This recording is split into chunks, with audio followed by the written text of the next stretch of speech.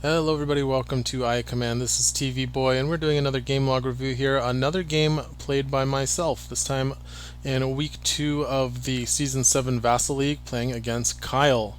So this is going to be the same list I used last time in my other week 1 game. And we're playing on Mos Eisley back alleys this time. Playing on Stashed Away, so that's the mission where the crates do not move, but they are worth 2 VPs.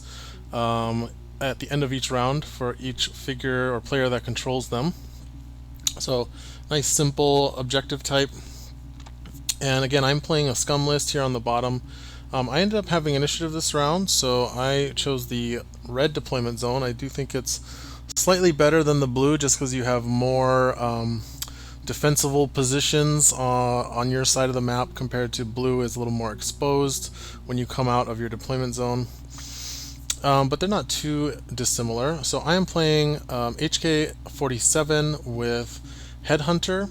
I also have Onarkoma, Vinto Hrida, Jabba the Hutt, and then for IACP, and Black Market, and for IACP I have Hired Guns, HK-47 as I mentioned, and then Bib Fortuna and Dr. Afra.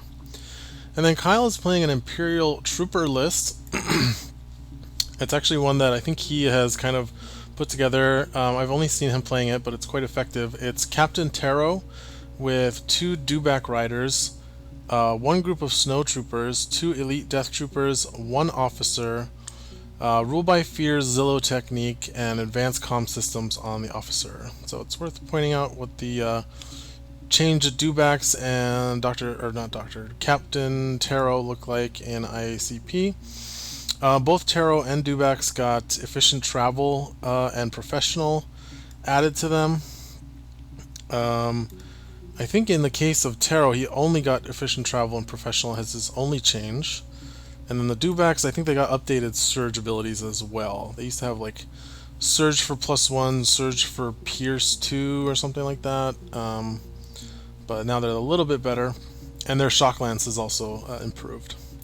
So the basic strategy here with Kyle's list is he will use Captain Taro to lead his Dewbacks into battle, and then play Cavalry Charge, which is Captain Taro's unique command card that gives all troopers, including himself, +1 damage on their attacks within 3 spaces of him, as well as giving him himself +1 block.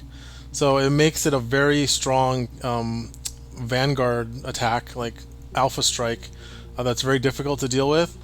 And once his Dewbacks have kind of traded damage with the opponent's forces, then the Snowtroopers come in and will clean things up with their Disruptor Rifle. So it's a pretty effective strategy. I will say here, in this matchup, I am at a bit of a disadvantage just because of the objectives. Like having objectives spread around the map that are worth 2 VPs. Bit of an advantage for Kyle, who has more figures with more evenly distributed figure costs. I think the one major advantage I do have in this matchup is going to be Jabba, who's going to give me extra VPs every time one of Kyle's cheap figures dies.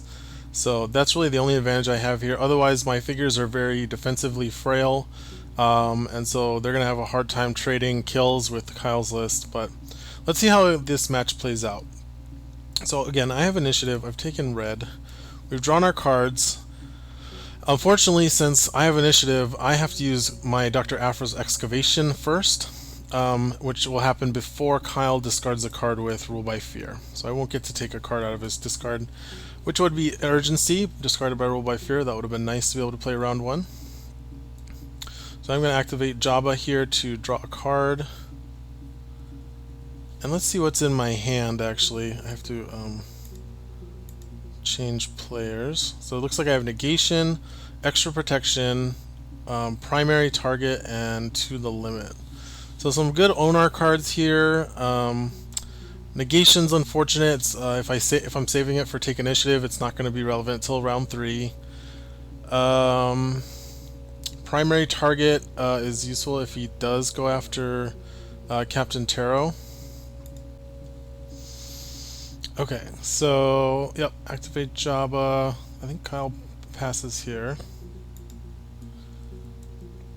Oh no, he has the same as activations as me. 1, 2, 3, 4, 5, 6, 7, but I have initiative, so yep, no passing. So he's going to activate his snowtroopers, going to open the middle door, and one's going to move over to the crate, not quite standing on it, and the other one's going to move to the terminal. So if you're wondering why that snowtrooper's not quite standing on that crate, it's actually really good positioning that I want to call out here from Kyle. If you moved it one square down, I would be able to open my door and then shoot at it from every figure in my deployment zone. But because he's put it up one space north, I can only shoot at it from, let's see if I can do this thing Josh showed me. I can only shoot at it from here and here, or further forward. So that means I have to move pretty far out of cover to shoot at him while he's standing there. And if I do that, it leaves me open to a counterattack from the northern area, from this area, as well as from this area, if I decide to come out, step out and shoot at him from there. So very good positioning. I actually didn't realize how safe, relatively safe this space was in that terms. It's not going to protect you from like an end of round Han attack or something like that, but like just from getting pot-shotted at, where your opponent's completely safe and able to shoot at you, this is actually pretty good space right here. So anyway, moving forward. Also the space right above it, also quite safe. The only place it can be attacked from is here and all the way over, let's see, here.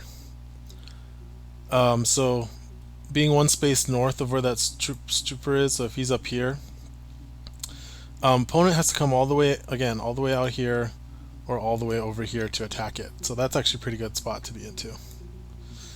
Alright, moving on. We've got Bib, Fortuna for me.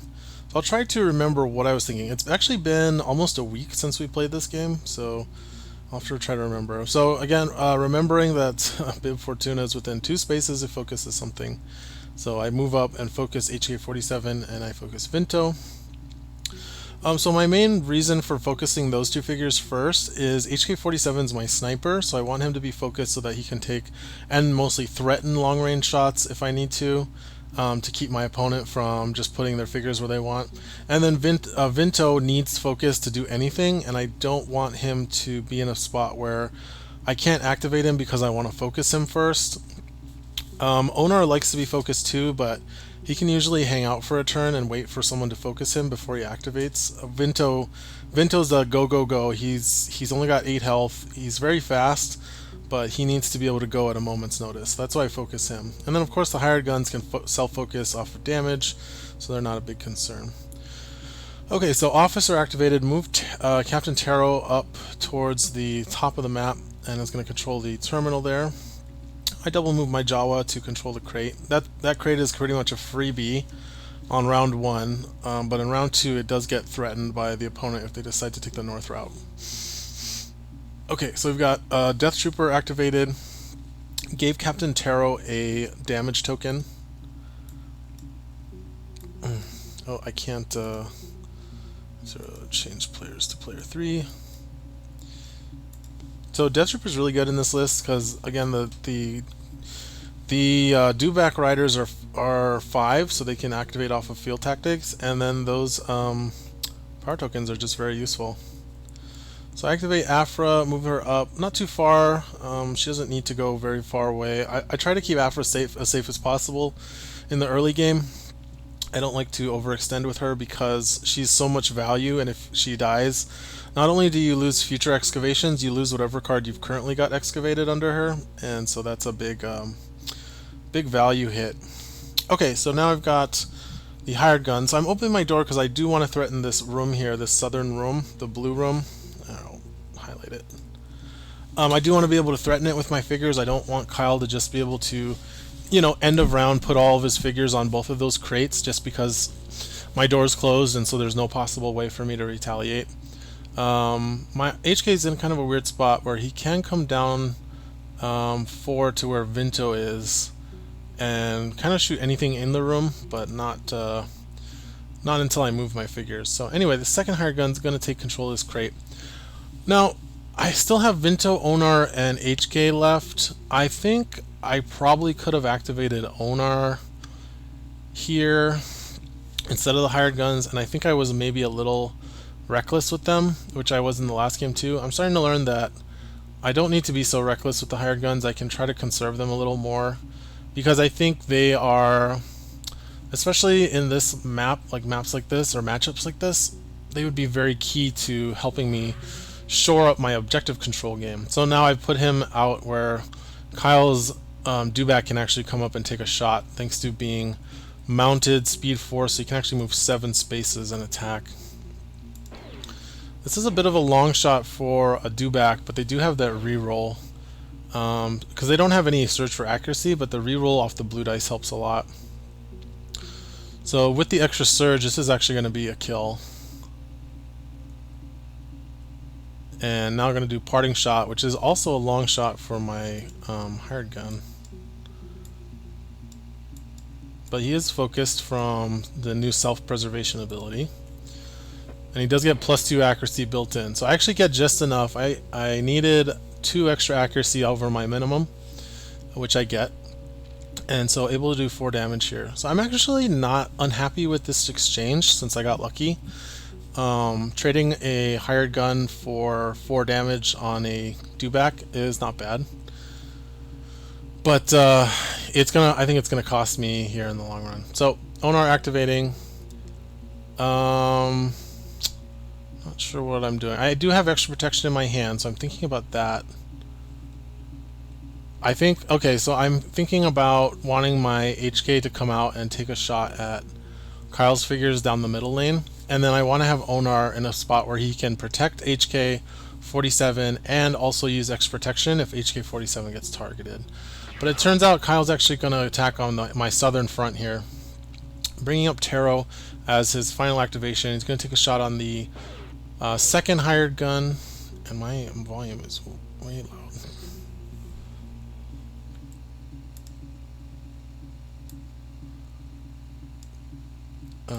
Give me just a second, guys. I'm gonna mix my Vassal audio here so I'm not getting blasted in the ears by these laser sounds. Okay, there we go. And there's my roll. So I don't roll a dodge. It's gonna be a kill, but I do get my parting shot again. And because I have primary target in my hand, Taro's actually target number 1 for me. Like, I'm actually pretty happy that he's coming up as his leader, or as his lead figure, because he's the figure I want to kill. He actually threatens me the most with his flamethrower as well, and he has probably the strongest attack in Kyle's list. So this is good. I like seeing him coming up forward where I'm going to be able to retaliate. So Captain Taro playing Apex Predator here after getting the kill. So he's not going to get to recover, but he is going to get focused and 2 power, hidden and 2 power tokens. So kind of setting up for a next round. Which is interesting that he would do that. I think he did that mostly because he wanted the positioning. Having him right here makes it a lot harder for me to, I think, get a shot off with HK from there. But here I move 5. I double move so I can move 5. I hit him with Mockery, which discards Take Initiative, though. Is just super lucky for me because Kyle's... it means that I don't have to hold up negation. So, I mean, he's going to have initiative next round anyway, but because I know Take Initiative is no longer in play, the negation I have in my hand, I don't have to hold on to it so dearly. I can now be more free to discard it for things like Bib Fortuna's ability. Alright, so going into round 2 here, I've now got some decent options. Well, I guess I've got Urgency for Excavation, because Dr. Afra cannot choose Take Initiative for Excavation. But Urgency is always a good card to have in your back pocket. So I reveal on the Lamb with Black Market. So that's unfortunate because I only have 2 VPs to my name. You never really want to reveal an expensive card off the top unless you're about to win, and I'm not. So I put it back on top and I'm like, okay, I'll just have to draw it with Jabba. And now Kyle gets the initiative. Let's see what I have in my hand.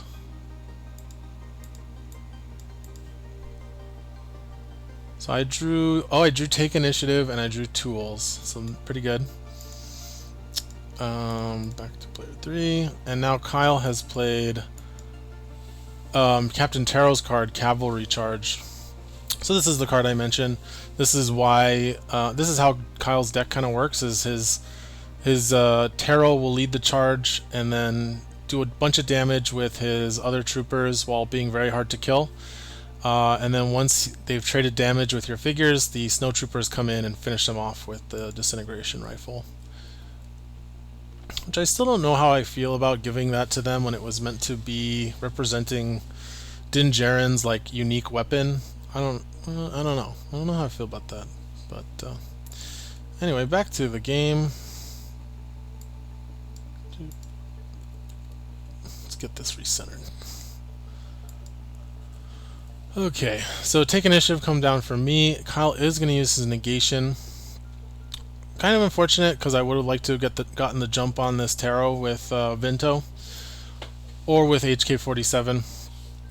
But oh wait, you know what, guys? I was wrong. I'm looking at the tool wrong. That spot that Jabba has, that I had said above Jabba that I said HK would have line of sight to, that's Taro has line of sight to that space. So I did actually have to move all the way up to I did have to move here to get line of sight to Taro. From here, Taro actually has line of sight to this space, but that space does not have line of sight back to Taro. So that makes sense why he played Apex Predator.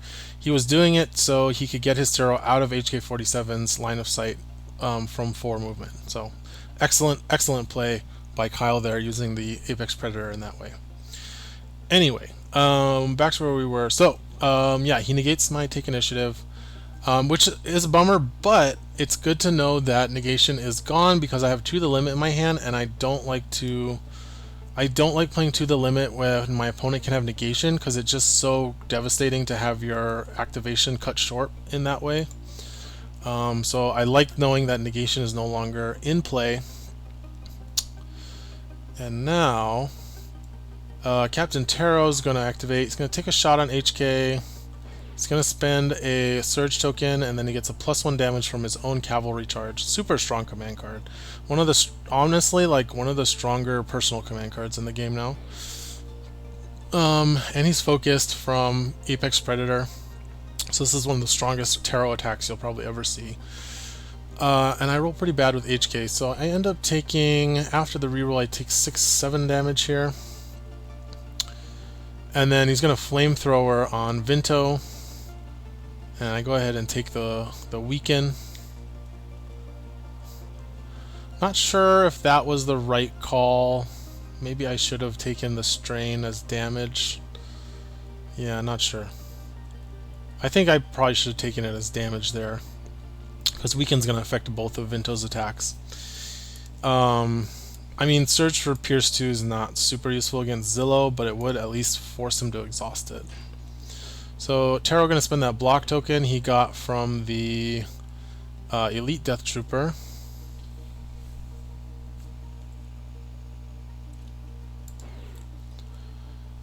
And I still have a Surge to work with, so I've got 3 damage, Pierce 2. So that's actually going to do 0 damage though after Zillow exhausts. But that's good because I have tools and primary target in my hand. So I was kind of actually hoping he would exhaust Zillow here and spend his token, because I know that this attack is not the one that matters, it's the next attack. I do have to deal 8 damage, which is going to be a tall order, even for Vinto with all these cards. But here comes tools and primary target, so it's going to focus him. And yeah, I think that weaken did affect my damage output here. And the tool is always disappointing when you see the 1 damage off tools, and that's why I don't really like the card anymore. But I'm showing 5 damage, minus 2 blocks, which would have been Pierce, so that would have been 10. Oh, there's, sorry, so that's 7 damage, right? 2, 4, 6, 7. If it had been Pierce 2, it would have left him at 1 health. So I don't think it actually mattered too much here. So I moved Vinto back. I already had to move 2 spaces to do that, so I had 3 left.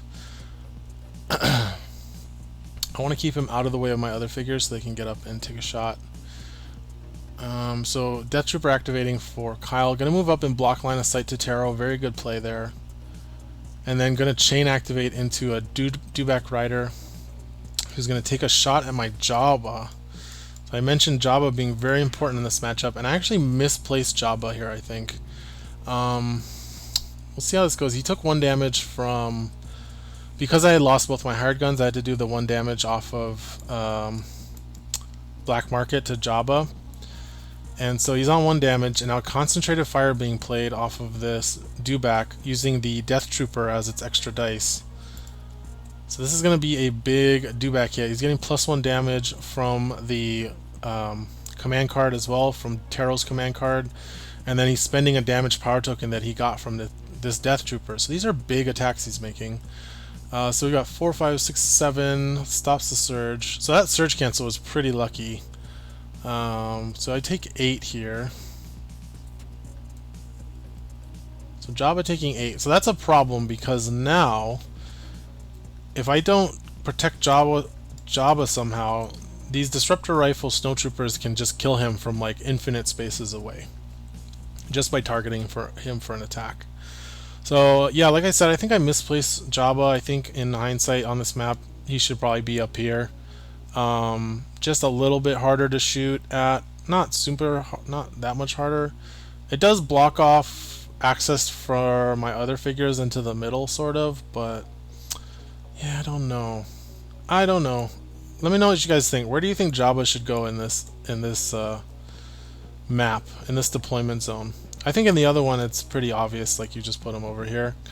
But in this red deployment zone, I'm just not sure because of all this blocking or impassable terrain. So anyway, I decide to activate Jabba first.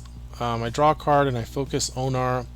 But then I think, wait a second, he's going to kill my guy with Disruptor Rifle. I tell Kyle, hey look, we both knew Black on the Lamb was on the top of my deck. Let me undo it. So I asked for an undo here.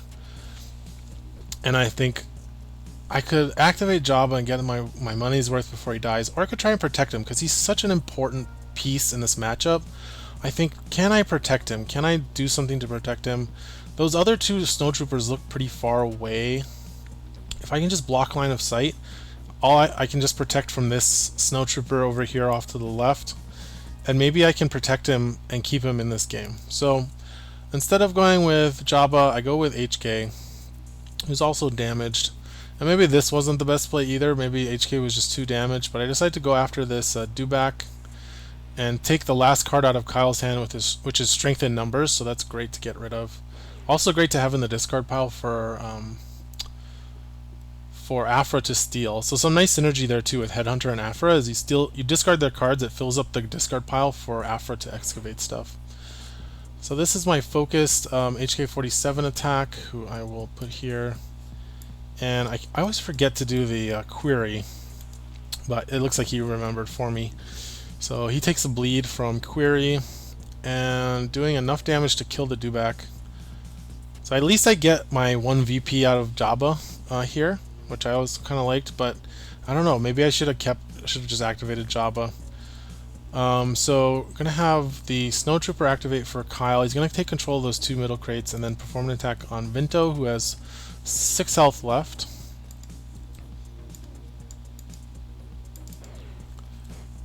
And this is from range 5, so he gets the hit on accuracy there. He's getting +1 damage from Captain Taro's cavalry charge. So Taro's in a really nice spot for Kyle. That 3 spaces reaches pretty far sometimes. And he's going to get 3 damage here on Vinto. And also going to weaken him with the Surge ability. And now the second one going to come up and do a Disruptor Rifle shot on HK, who has 12 health. Or no, 11 health, excuse me.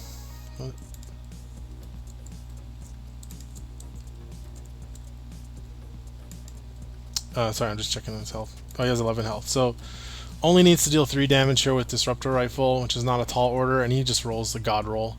So unfortunately, my line of sight blocking plan goes down to this Snowtrooper that I did not correctly calibrate for its line of sight. And now this other Snowtrooper just comes up. And Disruptor Rifle on Jabba still gets to roll dice because he can actually focus himself here.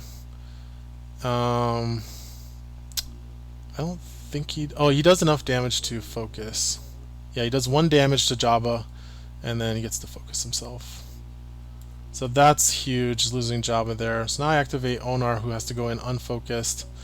But I am going to be able to hopefully try and kill Taro here. I do have To the Limit, so that combos with Onar off of Rush. It lets him do Rush and then perform an attack. So I'm going to rush this. I'm going to move and then rush to move this Death Trooper out of my way. And now I have line of sight to Taro, so I can try and take him down. So To the Limit. I have X Protection and Negation in my hand, so I'm going to have to do 3 damage, actually 4 damage raw to this Taro, which is kind of unlikely with unfocused Onar. But Bib Fortune is going to help a lot with that. And again, I rolled not great. Unfortunately, I don't have enough accuracy to use both of Onar's surge abilities because it's range 2. Also, Taro's getting +1 block, so I actually have to do like 4 or 5 damage because of Taro's innate block from Cavalry Charge and then Zillow Technique. Oh, but that's right.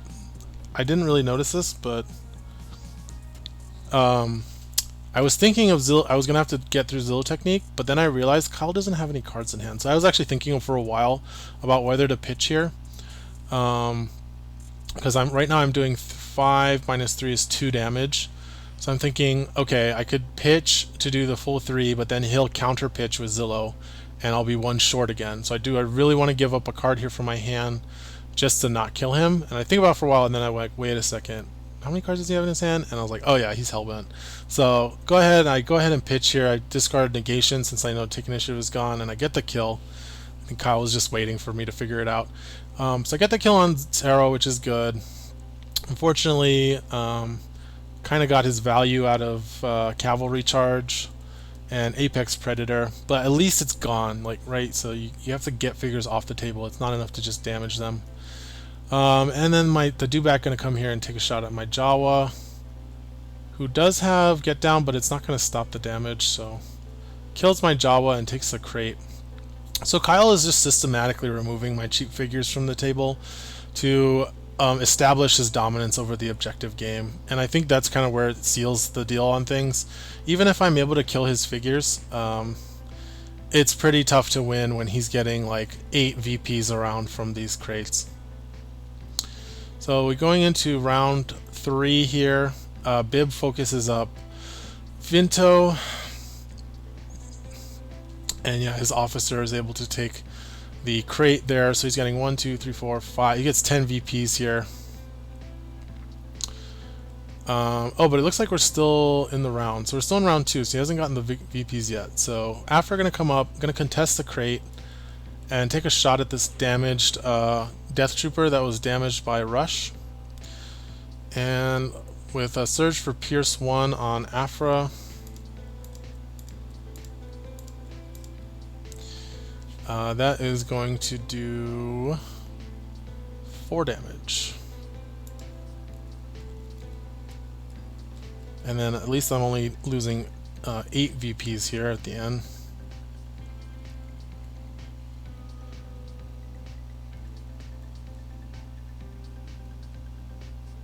Alright, now we've got the final Death Trooper coming up and going to take a shot at Vinto. And I think, did I draw? No, I haven't drawn on the lamb yet. So, so this was actually a big one. The game probably would have ended here, depending on how this went. So, Death Trooper attacking Vinto. Vinto has 3 health left. Death Trooper rolls 3 damage exactly with the Surge, and Vinto blanks out. So I had moved Onar up though, and he's right next to that terminal. He's kind of hiding actually. And I end up using Get Down from Onar to add the Surge, and I keep Vinto alive with 1 health. And Kyle kind of got, I think, caught off guard there, because he had remembered that On the Lamb was still stuck on top of my deck, because I hadn't drawn it with Java yet. So, so I think he was hoping to take out Vinto before that happened. So luckily I'm able to keep Vinto alive, which is going to be, let me do some good plays here. Now Kyle does gain, let's see, 1, 2, 3, 4. He should have gotten 8 VPs. Yeah, there it is. So he's at 32. So it's a pretty big lead here over me. And it's going to be tough because he's going to be able to really just control all these objectives while I'm struggling to trade figures with him. But we'll see what we can do. I draw. He's got control of my terminal thanks to his Death Trooper, but I do get to draw on the Lamb. And now I get to excavate his Strength of Numbers with Dr. Afra. So now I'm going to activate Vinto. I have initiative. And I've got a nice opportunity here to get a double kill. So the Death Trooper has 7 health total. It's got 5 damage on it. So I go ahead and activate Vinto, and I move him up. Oh, I activate Afra first, excuse me. Oh no, wait, what is happening here? Call the Vanguard, I think, is being played. So focused Snowtrooper is playing Call the Vanguard. Going to attack Onar and do some damage. I think that's like 5 damage. Yep. And now I get to activate Vinto. So I'm going to go for this Snowtrooper that he moved up. Now I don't have to move up quite as far with my Vinto. And I do have, again, Strength in Numbers is excavated. So Vinto has a nice little ability called Bolt Slinger that lets him basically ping 2 damage onto something every time he uses rapid fire. And so there's a nice 2 health remaining figure within 3 spaces. So double attack on the Snowtrooper, focused but weakened. So that's going to do 4 damage to the Snowtrooper. And then attack again. And 3 damage exactly. Kyle is out of cards in hand because he played Call the Vanguard, so he doesn't have Zillow available. And Bolt Slinger to kill the Death Trooper, which shoots me up to 22. Would have been 24 if I had Jabba, unfortunately. But I'm going to go and stand next to... So I'm trying to figure out where I want to put Vinto. So I decided to put him back here just so I can have a nice safe spot to put him after I play On the Lamb. There's no point in leaving him next to Onar, like for extra protection, because he can only take 1 damage from an attack, so he wouldn't trigger extra protection. And now I'm activating Onar with Strength in Numbers, which great roll by Kyle, pretty good roll by me, almost perfect actually. So 4 damage to the Death Trooper, and then I move over to control the crate. And now the Death Trooper going to give 1 power token to the Snowtrooper, and then going to attack Onar. I think Kyle realizing he just needs to kill Onar to really seal this game up. So that's going to be 4 damage to Onar. And now I activate my Bib Fortuna. I play Urgency, and I go ahead and attack the Death Trooper, which I think it actually has a good shot at killing. Onar's attack is a little bit... Or not Onar, Bib Fortuna's attack is a little bit overtuned. So yeah, 3 damage, kills the Death Trooper, taking me to 26. Again, would have been 29 with Jabba, which shows you how much closer it would have been with Jabba here. 29 to 32 is pretty close. But unfortunately, now the rest of the Snowtroopers are going to activate. They're going to go for Onar here. Onar going to use Get Down to add a block, but it doesn't matter. He dies. Kyle goes to 38, and now the other Snowtrooper going to come down and take a shot at Bib Fortuna, who only has 5 health, spends the power token, 2 blocks, 3, 4, so 4 damage going in, and that leaves him dead because of Disruptor Rifle, and that's the game.